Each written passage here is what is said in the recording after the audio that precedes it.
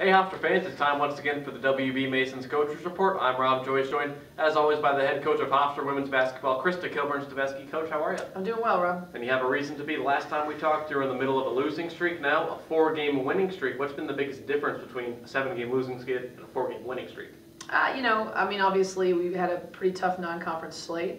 So playing those teams when we weren't quite, ready yet. But it has gained experience from playing those teams and, learning, understanding the game, and just getting better and better. So, I definitely think that comes to play. Confidence. Had 2 big wins over Ole Miss and Northwestern, and at the right time. So you were hoping they didn't lose their confidence playing as tough competition as we did, and to let it all pay off. And hopefully we'll keep moving forward. But we have a tough task ahead. And one common factor with the 4 wins, holding all the opponents to under 65 points, a lot of them to under 60 points. What's been the biggest change on defense?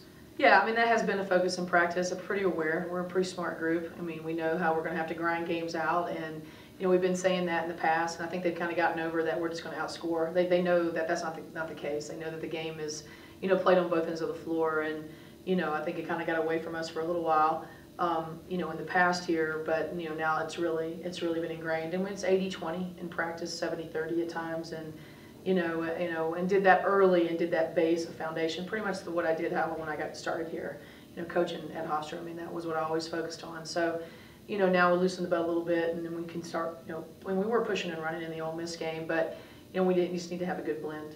And then Andreana Thomas, 15 turnovers against Auburn. She's had probably a total of 15 in the 4 games since then. Is she realizing now this is her offense, she's capable of running it? Yes, I think that is. I think, her confidence, her maturity. She's not a kid that you need to, go after. Like, the Auburn game, she came to me and was pretty humbled and was like, I need to watch this game several times. So she gets it. She wants to win so bad. And, it was just, she wasn't ready for what I could have told her right in the beginning. It takes time that she can digest that. And, now we're kind of at that play where she just can't shut down. This is her team to run, and she knows she's capable of doing it. And then Yuku had stepped up, but then a hip flexor slows her down. Devin Green gets a couple of starts, performs nicely. What do you think of her play? Oh, Devin's always been able to come in and do the things that we need to do and give us some really, really good minutes. She played very well in the Northwestern game, and then, Norfolk State as well. And I think for her, just kind of being consistent, she's always been really good at spotting. It's like, I need you to be consistent, and I think that's what she's striving for.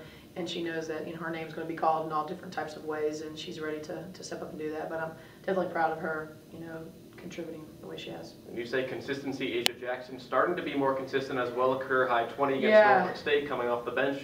She's starting to get more confidence too. Yeah, a lot. I think that first semester for the freshmen, getting that under their belt and just finding their way on the floor, and you see what she can bring and how good she can be. She's another fun one to coach. She's gonna have a great career here at Hofstra if she keeps working.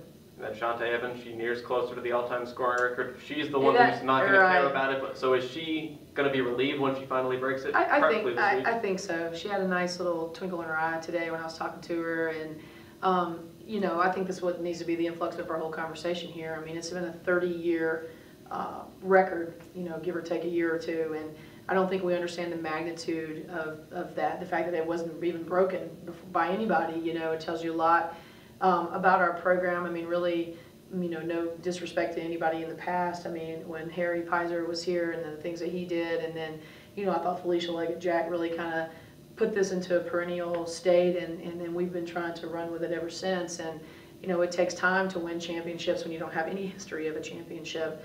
Recruiting people like Shantae Evans, and then for her to be able to do the things that that we recruited her for and beyond is pretty wild, because we knew she could do great things, and we certainly didn't make a promise to her about anything. Just the opportunity that she could rewrite the record books. We didn't know to this magnitude at all.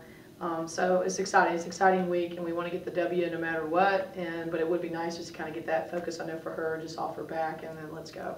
CAA play the rest of the way. You already started on Sunday, a win over William & Mary. How important is it to get win number 1 at conference out of the way? Yeah, I think it's big.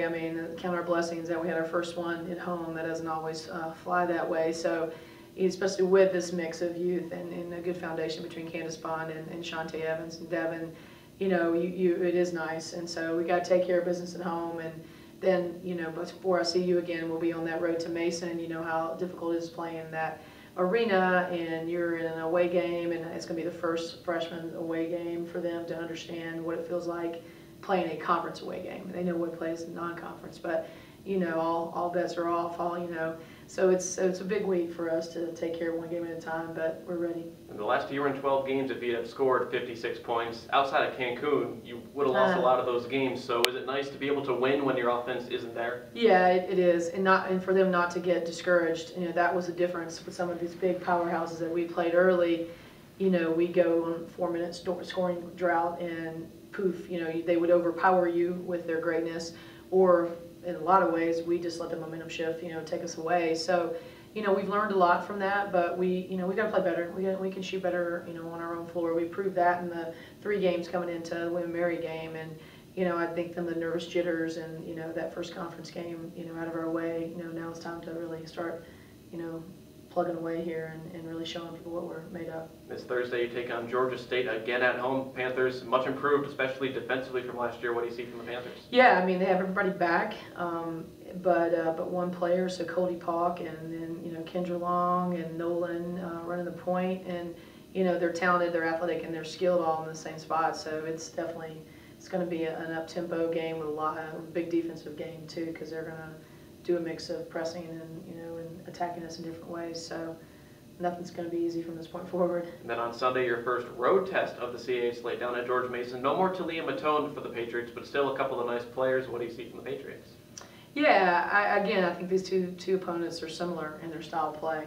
So it's good to have that, kind of focusing for the week. It allows you to, keep your focus. So we're not playing, a slowdown or, we're running a wheel motion or something like that, So we're playing 2 teams that want to get out and run and that are very heavily defensive oriented. So it's important. So, it's a big one. We've got to get the first one against Georgia State and come out and watch Shantae, watch her break, watch us get the W, but also break an incredible record here from Hofstra's history. Shantae, a little over 20 points away from breaking the record. You've also been a little bit banged up the last couple of games. How do you find that balance between resting the players and making sure they're healthy, but it's also conference play? Yeah, I mean, that's always a trick. You always are, trying to figure out that equation, and you just kind of go with your gut and kind of go how they're feeling and what they look like, and talking to your seniors, and so it's always a trick, because this past weekend going into William & Mary was a lot of walkthroughs. So we'd like to get up a little bit today and kind of get our legs back underneath us and then get everybody back on the floor. What will be the key to extending the 4-game win streak into 5 or 6? When you watch both of these opponents that we're playing, how well they play defense, how well they get on the boards, and try to stop what you do best. So I mean, it's going to be that collective team effort. I mean, Georgia State plays a lot of people, so we've got to all step up and be able to stay fresh, be able to run the way we want to run. But I think in both of these games, it's us controlling the tempo. We didn't do that as well against William & Mary, and got a little tentative. So we need to be the aggressor and control the tempo, and come out real strong and finish strong. So that's kind of like our motto here about finishing strong. So let's put it to the test here. All right, Head Coach Krista Kilburn-Steveskey. Coach, thanks for your time. Yep. Hofstra takes on Georgia State on Thursday at home. You can watch or listen to the game live on GoHofstra.com. I'm Rob Joyce, and thanks Hofstra fans for tuning in to the WB Mason's Coaches Report with Krista Kilburn-Steveskey.